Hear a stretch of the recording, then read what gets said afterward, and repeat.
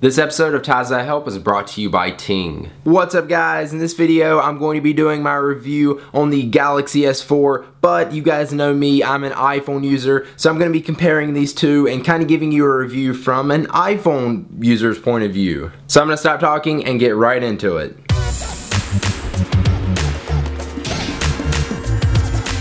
Now first up, we're going to talk about design, and we'll go ahead and start with the screen. Obviously the screen on both these devices are amazing. With the Galaxy S4 you get a 5-inch screen, whereas on the iPhone 5 you get a 4-inch screen. So obviously you're getting an inch more of screen real estate, which is nice, but really for me, it didn't really make that much of a difference. What it did make a difference with is when I switched back to the iPhone 5. It kind of made my iPhone 5 feel a little bit small, but really jumping up to the bigger screen on the Galaxy S4 didn't make it feel like I really had that much more screen real estate. As far as the display quality, the iPhone 5 has the Retina display, which obviously looks amazing, and then the Galaxy S4 has the Super AMOLED HD display, which also looks amazing. If you put the phones right beside each other, you can probably nitpick and pick out different things that look better on each phone, but really they both look great. But with the Galaxy S4 you're going to get an extra inch. Now the S4 does have Gorilla Glass, which I was expecting to be stronger, but I dropped it and I actually cracked the screen on the S4 within a few days of having it. Thankfully it's not as bad as the crack on my iPhone screen. It wasn't that bad.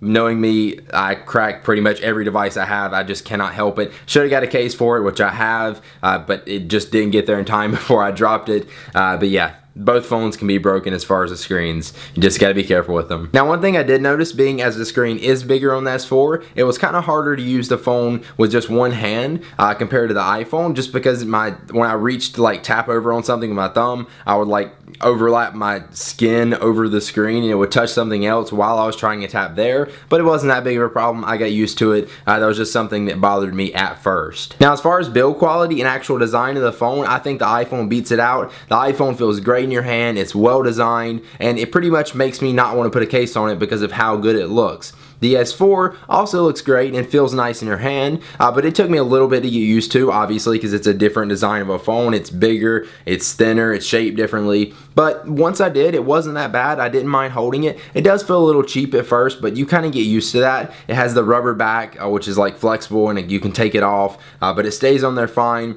It fits in your hand nice, and both phones are great. I just prefer the iPhone 5's design. And now let's go ahead and move on to cameras and compare the two. Of course, on the iPhone 5, it's got an 8 megapixel camera, and then on the Galaxy S4 it has a 13 megapixel camera, but really the megapixels don't make that much of a difference. Both phones take great pictures in 1080p HD video. It's really not that much of a difference. If you put them right beside each other, there's certain little things you could pick out about each, but if you get an iPhone 5 it's going to take great pictures, and if you get the Galaxy S4 it's also going to take great pictures. I absolutely love the voice feature on the camera, because you can actually speak to the camera and tell it what to do. You can say snap or cheese or take a picture, and your phone will take a picture without you having to touch the screen. And you can even say record a video and it starts recording a video. It's pretty freaking awesome. I use that feature a lot for when I'm like skating or something like that, to record a video without having to touch my phone, or if you're wanting to take a picture like farther back and not have to touch your screen, or even if you're just holding it so you don't have to move it all, so you can make sure you get the right picture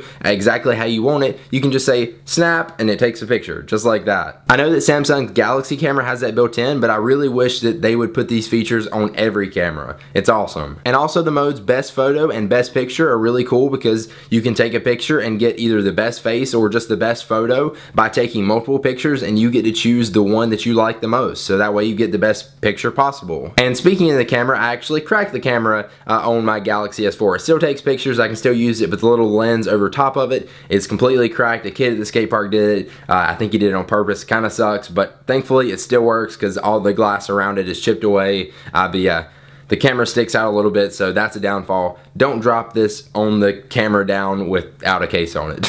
I'm so rough with phones. Now let's go ahead and move on to software. Now I'm not going to make this an iOS versus Android type video. I will mention a few things, but maybe I'll do that video later in the future. As far as specs and performance, the Galaxy S4 runs great. I didn't really have any problems with it, and the same with my iPhone 5. Really, the processing power now in phones is so good that it can pretty much handle anything that you can throw at it. So really saying a phone is better just because it has a better processor now is kind of pointless, because every phone is going to to run pretty good if you get one of the top level phones. Now the S4 has some cool new features built into it that tracks your face and your hands in front of the device, so you can do things like tilt your head up or down or the device up or down to be able to scroll through things like web pages, or you can actually turn your head away and you can pause a video, and you can even wave your hands in front of the device to swipe through things like pictures, or just scroll up and down through a web page. And these features are cool and all, and they do work most of the time. I had a few issues with some of them, but I really actually turned the features off because I don't want it tracking my face and hands all the time and wasting battery life. So I really don't use these features at all. They're cool and they're fun to play around with at first, but I would rather turn them off and save the battery life. The Galaxy S4 is running Android with TouchWiz over top of it, which is like Samsung's version of Android, which is nice, and you get more customization. There's a lot more stuff going on the home screen, stuff like that. But iOS is just more simple and easy to use and understand, which I like, but I do like the customization too. I kind of wish I could have iOS with more customization, which hopefully will be coming in iOS 7. Another thing about iOS is all the apps kind of look the same and you know what to expect with them, whereas on Android, all of the apps are a little bit different and there's no like reoccurring design with them. So each app is kind of individual and you have to learn it separately from all the others, whereas on the iPhone, it's just easy to understand because most apps, settings, and stuff like that are all in the same place and they all kind of look the same. There's really positives and negatives to both of those. With the iPhone, Apple has a strict review process for the apps that get in the App Store, whereas Google doesn't, and anything could just show up there that doesn't work at all. But both phones really have about the same apps, at least the apps that I use on a daily basis are on both phones, so I didn't really have a problem or miss out on any apps on Android that I had on my iPhone from the iPhone's App Store. But I will say, being an iPhone user, I really missed iMessage and FaceTime, because I FaceTime with my family a lot when I'm out of town, because they all have iPhones, and then a lot of my friends and everything that I text also have iPhones, so when I iMessage them, if I'm sending pictures and videos, stuff like that, and I'm on Wi-Fi, on the Galaxy S4, I'm using data, whereas on the iPhone, I'd be sending over iMessage and just using the Wi-Fi and not using up all my data. And I also like iMessage. It works a lot faster and text messages go through a lot faster. So that was definitely one thing I really missed out on. It's hard to live without iMessage. I really like though on the Galaxy S4 that I can just swipe down and get access to my settings right there in the notification center, whereas on the iPhone, you can't do that yet, but I'm sure they're going to add that with iOS 7. So it's not there now, but it probably will be very soon. When I first got the S4, I could not use the keyboard at all. I just could not adapt to it. And I almost gave up on using the phone because I've got to be able to type on my phone, and I couldn't do it. But you guys actually recommended for me to check out Swipe Keyboard, which actually helped me out so much. It's a keyboard you can swipe back and forth without taking your finger off the screen, and it auto corrects you. So it was so much better. I got used to it quickly and picked right up where I left off on the iPhone 5. Another thing that I miss from my iPhone is reminders, because it's like a to-do list app and you can sync it right up with your Mac and your phone and your iPad and stuff like that, which I use a lot, and I now don't have it on Android. So that was another thing I missed. But yeah, switching from the iPhone 5 to the Galaxy S4 was a bit weird at first, but after a couple of days of it, I got used to it. And I've still been using my iPhone because I like things like the email on it, and Vine because it's not on Android, as well as iMessage and FaceTime, but I really don't feel the need to switch back to the iPhone and iOS. I'm kind of happy with Android. Not saying I'm not switching back. I'm using both phones kind of equally because I hardly even talk on the phone. I really just use the phone for the features that's in it. But yeah, the Galaxy S4 and Android pretty much has everything I need on it, just as my iPhone does. It all really comes down to your personal opinion of what you like better. Me personally, I prefer the iPhone 5 and iOS rather than Galaxy S4 and Android. But I can deal with using either phone. I will say though, it was fun using the Galaxy S4 and getting used to it and just learning something new, because iOS and the iPhone